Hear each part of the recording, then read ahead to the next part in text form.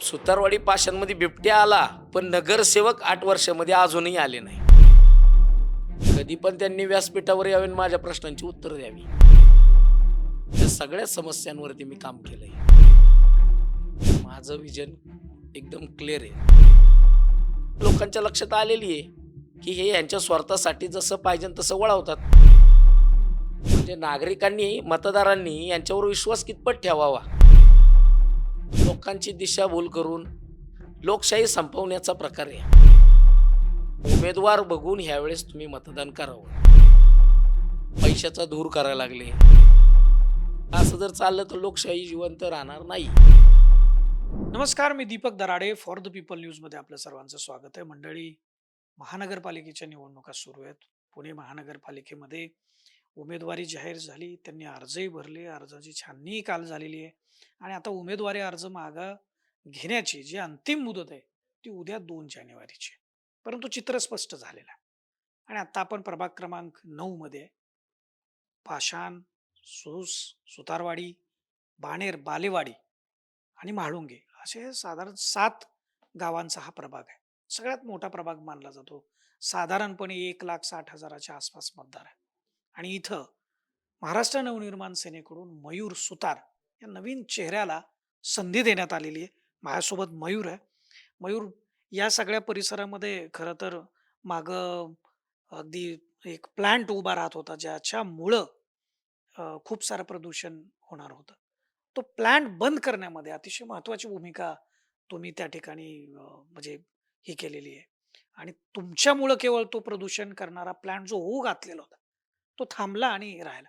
पण अशी अनेक कामं तुम्ही केलेली आहेत, जेणेकरून हे समाजाच्या एक आरोग्यासाठी, समाज स्वास्थ्यासाठी अनेक उपक्रम तुम्ही केलेले आहेत. आत्ता ज्यावेळेस महानगरपालिका निवडणुकीचं तुम्हाला तिकीट मिळालं, उमेदवारी मिळाली आणि आता निवडणूक लढायची, काय भावना आहेत?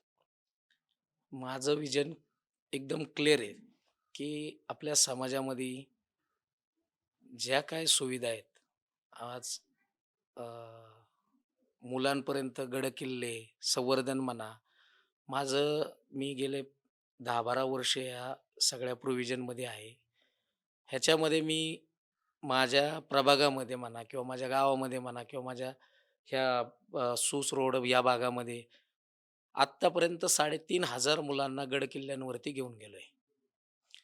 इथले जे कोणाचे ड्रेनेज समस्या असतील, कोणाच्या नळाच्या समस्या असतील, स्ट्रीट लाईटच्या असतील, ह्या सगळ्या समस्यांवरती मी काम केलंय. इथल्या ज्या महिला वर्ग आहे, जे ज्येष्ठ नागरिक आहे, हा भाग सुज्ञ आणि एक चांगल्या प्रकारचा क्राउड मानला जातो. तर ह्या भागामध्ये लोकांच्या समस्या काय आहेत, ह्या सगळ्या मला माहिती आहेत. त्याकरता मी त्यावरती काम करून कशा पद्धतीने काम करता येईल, हे मी माझ्या पक्षाला बी पटवून दिलंय आणि माझं विजन क्लिअर असल्यामुळं मला ही उमेदवारी सन्माननीय राजसाहेबांनी मला दिली. पण आता हे सगळं लढत असताना सुतारवाडी भागातून पहिल्यांदाच उमेदवारी मिळतीये अशी एक चर्चा आहे तुमच्या रूपानं. आणि मागच्या टर्ममध्ये म्हणजे 2017 ची जी टर्म होती महानगरपालिकेची, त्यावेळी या पाषाण, सुतारवाडी या भागातलं कोणीच नगरसेवक म्हणून निवडून आलेलं नव्हतं. आणि त्याच्यामुळं इकडच्या भागामध्ये निवडून आलेल्या नगरसेवकांनी लक्ष दिलं नाही, अशी एक तक्रार पाषाण सुतारवाडीतल्या या नागरिकांकडून केली जाते. वस्तुस्थिती काय आहे? नेमकं खरंच ही वस्तुस्थिती होती का केवळ फक्त एक आरोप म्हणून केला जातोय? नाही, आरोप म्हणून तर ही वस्तुस्थिती खरीच आहे. ह्या जे आता 3 नगरसेवक भारतीय जनता पार्टीचे होते. एक नगरसेवक एन-सी-पीचा होता. ह्या लोकांनी ह्या भागाकडं त्यांच्या कालावधीमध्ये पूर्ण दुर्लक्षित केला हा भाग. त्याच्यामध्ये कोरोना काळात पण आमच्या इकडच्या लोकांना खूप समस्यांना तोंड द्यावं लागलं. काही-काही कुटुंब उद्ध्वस्त झालेत. एकही सेंटर आमच्या भागामध्ये ह्या लोकांनी आणू नाही दिलं किंवा आणलं नाही.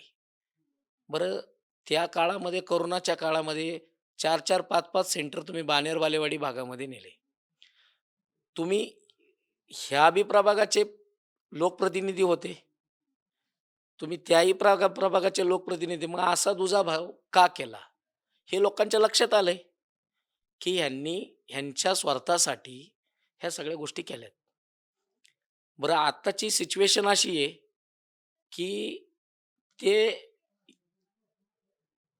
महानगरपालिकेच्या निवडणुका आल्यात, म्हणून त्यांनी इकडनं संपर्क चालू केला. लोकांच्या गाठीभेटी चालू केल्या. पैशाचा धूर करायला लागले. कार्यक्रम घ्यायला लागले. नवीन-नवीन उपक्रम करावे लागलेत. का करायला लागलेत? हे निवडणुका आल्यात म्हणून करायला लागलेत. मला सांगा, गेल्या 8 वर्षामध्ये ह्या 4ही नगरसेवकांनी एक तरी संपर्क कार्यालय यांनी या भागामध्ये त्यांचं रुजू केलेलं दाखवा. कधी पण त्यांनी व्यासपीठावर यावे आणि माझ्या प्रश्नांची उत्तरं द्यावी. त्यांचं असं एक ठोस काम दाखवा, की ते ह्या ह्या इकडच्या नागरिकांनी त्यांना त्याचं महत्त्व म्हणजे त्यांच्यावर तुम्ही म्हणले, की आरोप प्रत्यारोप करतायत का? असं त्यांचं एक तरी काम दाखवा, की त्या लोकांना समाधानी आहेत इकडच्या भागातले. त्यांनी इकडचं आणि तिकडचं म्हणजे थोडक्यात भारत-पाकिस्तान करून टाकलं त्यांनी. अशा पद्धतीचं हे वातावरण या भागामध्ये आहे. मी इकडच्या लोकांवरती ठामपणे सांगू शकतो, की त्यांची भूमिका एकदम स्पष्ट आहे, की आम्ही तिकडच्या उमेदवारांना मतदान करणार नाही. बरं त्यांनी किती जरी जोर लावला, तरी ते त्यांच्या लक्षात आलेलं आहे, की बाबा इकडची लोकं नाराज आहेत. तुम्ही काय केलंच नाही, तर तुमच्यावरती कसं लोकं ट्रस्ट करणार आहे सांगा? आता जर मी उद्या मला जर महाराष्ट्र नवनिर्माण सेनेने या प्रभागातनं संधी दिली, मी असा दुजाभाव करणार नाही. बाणेर असू, बालेवाडी असू, म्हाळुंगे असू, सूस असू, इथल्या लोकांना कसं मला संपर्क करता येईल, असे मी काहीतरी संपर्क कार्यालय वगैरे त्या भागामध्ये बी करणार, की जेणेकरून लोकांच्या प्रश्नांवरती इमिजिएटली आम्हाला काम करता येईल. लोकांची कुठली गैरसोय होता कामा नये. आणि जरी ते म्हणत असतील, की बाणेर बालेवाडीमध्ये आम्ही खूप मोठं हे केलं. हे सगळे जे काय प्रकल्प आहेत, हे जे काय त्यांनी अ, म्हणतात, की आम्ही एवढी सुधारलं, एवढं केलं, तेवढं केलं. मला सांगा, आज बाणेर बालेवाडीमध्ये तुम्ही 8-8 तास पाणी ठेवता. सुतारवाडी भागामध्ये, सुस रोडच्या भागामध्ये तुम्ही 2-3 तास पाणी ठेवता. का इकडची लोकं नाही आहेत का? असा दुजाभाव का? सर्वांना समस्या.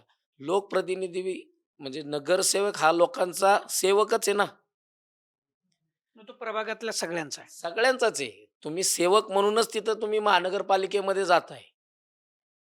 म्हणजे तुम्ही तुमच्या नावासाठी तुम्ही 4 कोटी रुपये, 5 कोटी रुपये आज माझी आर्थिक बाजू जरी कमकुवत असली, तरी मी सक्षम आहे या लोकांच्या समस्या सोडवायला.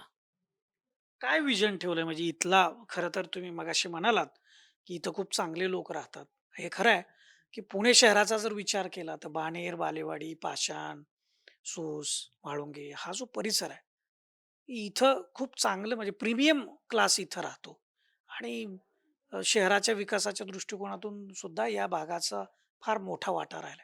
तुम्ही काय विजन ठेवलं इथं? हे पाण्याची समस्या तर आहेच, अंतर्गत रस्त्याची समस्या आहे, वाहतूक कोंडीचा प्रश्न या ठिकाणी भेडसावतो. विकासाचा प्रश्न अनेक मुद्दे आहेत. खरं तर एक आंतरराष्ट्रीय दर्जाचं इथं काम होणं अपेक्षित आहे, परंतु ते होताना दिसत नाही. तुम्ही कशा पद्धतीने याकडे बघता? ॲक्चुअली काय झालंय माहिती आहे का? यांनी कोणतंही नियोजन न करता स्मार्ट सिटीच्या अंतर्गत मोठे-मोठे फुटपाथ बनवले. रस्ते अरुंद झालेत आणि ज्या बिल्डरला ज्या बिल्डरनी नवीन स्कीम केली, त्याला रस्ता पुरवण्यासाठी यांनी कोणत्याही प्रकारचं प्रयोजन केलेलं नाहीये. त्या बिल्डरला रस्ता पोहोचवण्यासाठी कुठनंही रस्ते काढलेत, कसेही रस्ते काढलेत. याची जागा वाचवा, इथनं रस्ता काढा, तिथनं रस्ता काढा इथनं. त्याच्यामुळे या ट्रॅफिकच्या समस्यांना लोकांना तोंड द्यावं लागतंय. ही सगळ्यात मोठी चूक आहे त्यांची आणि ही लोकांच्या लक्षात आलेली आहे, की हे यांच्या स्वार्थासाठी जसं पाहिजे तसं वळवतात. म्हणजे नागरिकांनी, मतदारांनी यांच्यावर विश्वास कितपत ठेवावा? तुमच्या सोसायटीत येणार, तुमची बिल्डिंग रंगवून देतो, तुम्ही आम्हाला मतदान करा. तुम्हाला ₹3000 देतो, मताला एक ₹10,000 देतो, तुम्ही आम्हाला मतदान करा. हे जे आहे ना, आता जे चाललंय ना, हे सगळं आहे ना, एक लोकांची दिशाभूल करून लोकशाही संपवण्याचा प्रकार आहे. म्हणजे माझ्यासारख्या सर्वसामान्य कुटुंबातला माणूस नगरसेवक कसा होणार सांगा बरं तुम्ही? 4 4-4 कोटी रुपये. जर जो माणूस एसीच्या गाडीत बसून त्याला काय कळणार आहे? गटर कुठं तुंबलेत, रस्ते कुठं खचलेत. 8-8 वर्षानंतर हे यांचं तोंड दाखवतात मतदारांना. ह्यांना काय समस्यांचं काय म्हणजे लोकांच्या ह्याच्यामध्ये काय प्रॉब्लेम आहेत हे त्यांना कसे कळणार? माझं म्हणणं काय आहे, की जो माणूस ज्याला समाजाची खरी तळमळ आहे आणि जो अ, त्या प्रभागातनं ज्याला सगळ्या लोकांची माहिती आहे, कुठल्या समस्यांना तोंड द्यायचं आहे, लोकांवरती ट्रस्ट असणाऱ्या माणसाला लोकांनी मतदान केलं पाहिजे आणि मी त्यासाठी सक्षम आहे. तुम्ही एकदा मतदान करून बघा. आता लोकांचं काय झालंय माहिती आहे का? भारतीय जनता पार्टी हा केंद्रात त्यांचं सरकार आहे, महाराष्ट्रात त्यांचं सरकार आहे. म्हणून लोकं जे सुशिक्षित लोकं आहेत, ते काय करतात? पक्ष बघून मतदान करतात. पण त्यांनी माझं हे आव्हान आहे, की उमेदवार बघून ह्यावेळेस तुम्ही मतदान करावं. कारण का तुम्ही जर पक्ष बघून मतदान केलं, तर तुमचं परत तुम्हाला ह्याच 5 वर्ष ह्याच समस्यांना तोंड द्यावं लागणार आहे. हे मी ठामपणे सांगू शकतो. हे उमेदवार बघून मतदान केलं पाहिजे. 100% महानगरपालिकेला तुमचा सेवक कसा असावा? तुम्ही जर करोडो रुपयाच्या प्रॉपर्टीवाल्याला जर तुम्ही सेवक म्हणणार, तर तो तुम्हाला सेवक नाही, तो राजाची भूमिका दाखवणार तुम्हाला. तुम्हाला जर तुमचा सेवक पाहिजे असेल, तर तुम्ही त्याचं चारित्र्य बघितलं पाहिजे. तो कसा आहे? त्याचा व्यवसाय, तो कशा पद्धतीने प्रामाणिकपणे काम करतोय. तुम्ही उमेदवार बघून मतदान करा ना. जर मी त्या कॅपेबलचा नसेल, तर मला मतदान करू नका. तुम्ही प्रामाणिक उमेदवार कोण आहे, त्याची समाजाबद्दल काय तळमळ आहे, हे तुम्ही बघून तुम्ही मतदारांनी, मतदार सुज्ञ आहे, तर हे विचार करून त्यांनी मतदान करावं, अशी माझी अपेक्षा आहे. आता काय तयारी सुरू आहे? कारण आता परवापासून प्रचार सुरू होईल. उद्या अर्ज मागे घेण्याची मुदत शेवटची आहे. प्रचाराची तयारी कशी केलेली आहे? प्रचार माझा होम टू होम चालू आहे. लोकांना गाठीभेटी चालू आहेत. लोकांना समस्यांनी वेढवलेलं आहे खूप. मी सांगतोय माझ्या पद्धतीने आम्ही सर्व ठिकाणी गल्ली-बोळं, स जिथं लोकवस्ती आहे, ज्यांच्या लोकांच्या समस्या आहेत, आता मी प्रचाराला नाही जातो. म्हणजे प्रचाराला तुम्ही गेल्यानंतर लोकांच्या प्रतिक्रिया काय आहेत? आता खरं सांगायचं म्हणजे लोकांना यांनी पैशाचं एवढं हे दिलंय. काही-काही लोकांच्यात तर अशी समस्या आहे, की त्यांना माहितीच नाहीये इलेक्शन आहेत की नाही आहेत. आता तर त्यांच्यात काही लोकं म्हणतात, "इलेक्शन आले? आत्ताच तर झाले होते ना." अशा परिस्थितीत लोकं त्या संभ्रमात आहे. काही लोकं तर गेल्यानंतर म्हणतात, "आमच्या घरात 10 मत आहेत. किती पैसे देणार?" म्हणजे हे लोकांना लावलेली घाण सवय आहे. हे कुणी लावली?